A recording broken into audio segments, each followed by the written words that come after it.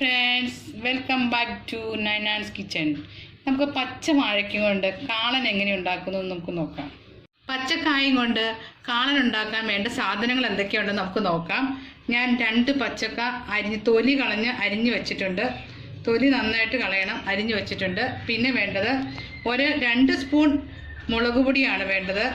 പിന്നെ 8 പച്ചമുളകുണ്ട്, 1 കുടം വെളുത്തുള്ളിയുണ്ട്, പിന്നെ കുറച്ച് മഞ്ഞൾപ്പൊടിയുണ്ട്, 1.5 സ്പൂൺ മല്ലിപ്പൊടിയുണ്ട്, പിന്നെ ഉലുവായാണ് കുറച്ച് കടുക്, കറിവേപ്പില, കൊച്ചുള്ളി അരിഞ്ഞു വെച്ചിട്ടുണ്ട്, പിന്നെ 1/2 ലിറ്റർ തൈരുണ്ട്, പിന്നെ അതിന് വെളിച്ചെണ്ണയുണ്ട്.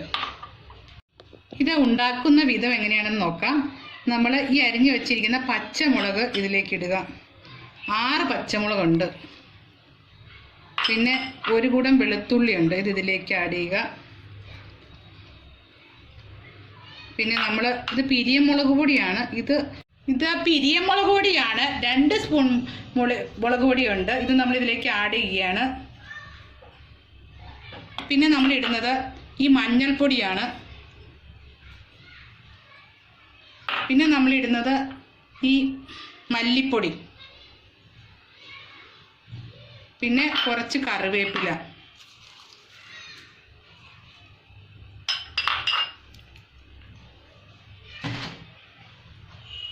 കുറച്ച് ഉപ്പ്. ഇനി ഇത്രയും ചെയ്ത് നമ്മളിത് അടുപ്പത്തേക്ക് വെക്കാൻ പോവുകയാണ്. നന്നായിട്ട് ഇളക്കി പിടിപ്പിച്ച് ഇത് നികക്കെ വെള്ളം ഒഴിക്കണം.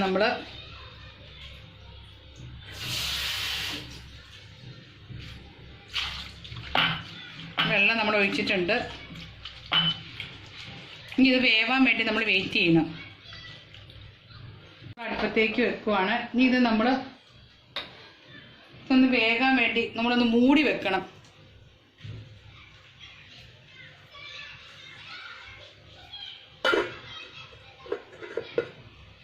നമുക്കിത് തുറന്ന് നോക്കാം, വെന്തിട്ടുണ്ടോന്ന് നോക്കാം. നന്നായി വെന്ത് വന്നിട്ടുണ്ട്.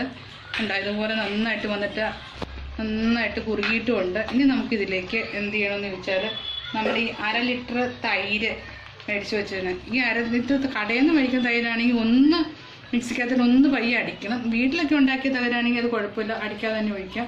നമ്മൾ ഒഴിക്കാൻ പോവാണ്.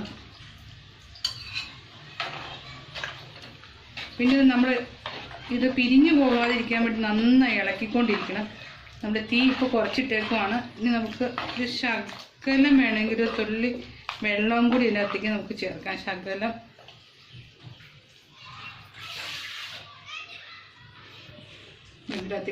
വെള്ളം ചേർത്തിട്ടുണ്ട്. ഇനി നമുക്ക് തീ കയറ്റിയിടാം. ഇത് നമ്മൾ പിരിഞ്ഞു പോകാതിരിക്കാൻ വേണ്ടി നമ്മൾ ഇളക്കിക്കൊണ്ട് തന്നെ ഇരിക്കണം.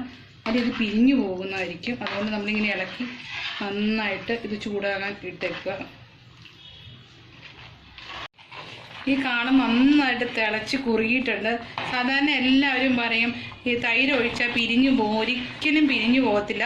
നമ്മളിത് ഒഴിച്ചിട്ട് നന്നായി ഇളക്കിക്കൊണ്ടിരിക്കുക. പിന്നെ ഞാൻ പറയുന്നത് കുറച്ച് പച്ചമുളക് വേണ്ടവർക്ക് കുറച്ച് പച്ചമുളകും കുറച്ച് പിരിയമുളക് വേണേൽ ആവശ്യക്കാർക്ക് ആവശ്യത്തിനൊരു എരിവ് ചേർക്കാം. പക്ഷെ ഇത് എത്ര കാണിച്ചാലും ഇത് പിരിഞ്ഞു പോകത്തില്ല. നിങ്ങൾക്ക് ധൈര്യമായിട്ട് ചെയ്യാം. പിന്നെ ഇളക്കിക്കൊണ്ട് തന്നെ ഇരിക്കണത് കണ്ട് ഇത്രയും ഞാൻ ഇളക്കി, ഇത്രയും നല്ല കുറുകി വന്നിട്ടുണ്ട്. പിന്നെ തേങ്ങ നമ്മളിതിനെ യൂസ് ചെയ്യുന്നില്ല എന്നുള്ള വേറെ പ്രത്യേകത. ഇത് നമുക്ക് 2-3 ദിവസം പുറത്തിരുന്നാലും ഒരു പ്രശ്നവുമില്ല, നന്നായിട്ട് ഇരിക്കും കാളൻ. കടുക് പൊട്ടിക്കാൻ പോവുകയാണ്. ഈ ചീൻചട്ടി ചൂടാകാൻ വേണ്ടി എടുത്ത് വെച്ചിട്ടുണ്ട്. പിന്നെ ഈ വെളിച്ചെണ്ണയാണ് യൂസ് ചെയ്തിരിക്കുന്നത്.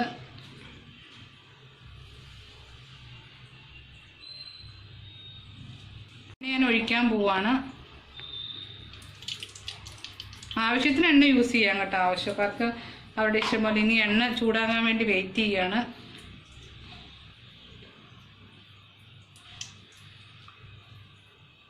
എണ്ണ നന്നായി ചൂടായിട്ട് നമുക്ക് ഉലുവ ഇതിലേക്കിടാം. ഉലുവ പൊട്ടിക്കൊണ്ടിരിക്കുകയാണ്. അതിനകത്ത് നമുക്ക് ഈ കടുകും കൂടി ഇടാം. പിന്നെ നമ്മൾ അരിഞ്ഞു വെച്ചിരിക്കുന്ന കൊച്ചുള്ളി ഇതിനകത്തേക്ക് അരിഞ്ഞു. ഇത് നന്നായിട്ട് ചുമക്കണോളം വരെ നമ്മൾ ഇളക്കിക്കൊണ്ടിരിക്കുക.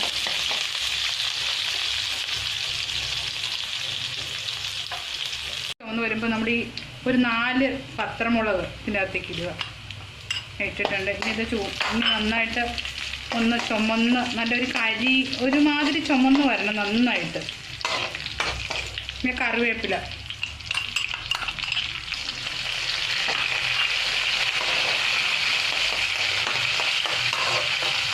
മൂത്തിട്ടുണ്ട്. ഇത് നമുക്ക് ഇതിലേക്ക് ഇടാം.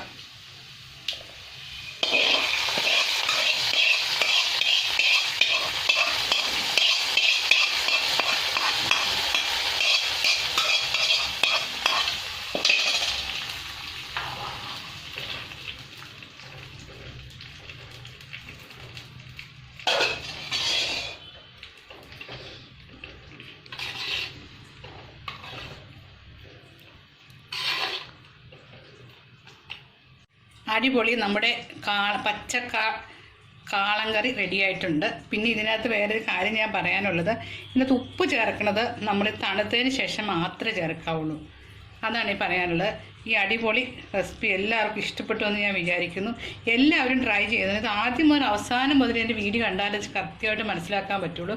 എല്ലാവരും കാണുക, ഷെയർ ചെയ്യുക, സബ്സ്ക്രൈബ് ചെയ്യുക, ബെൽ ബട്ടൺ ലൈക്ക് ചെയ്യുക. സബ്സ്ക്രൈബ് ബട്ടൺ അമർത്തുക, ആ ബെല്ലൈക്കൺ അമർത്തുക, കമൻറ്റ് ചെയ്യുക, ലൈക്ക് ചെയ്യുക, ഷെയർ ചെയ്യുക. ഇതുപോലെ പുതിയ വീഡിയോകൾ കാണാൻ.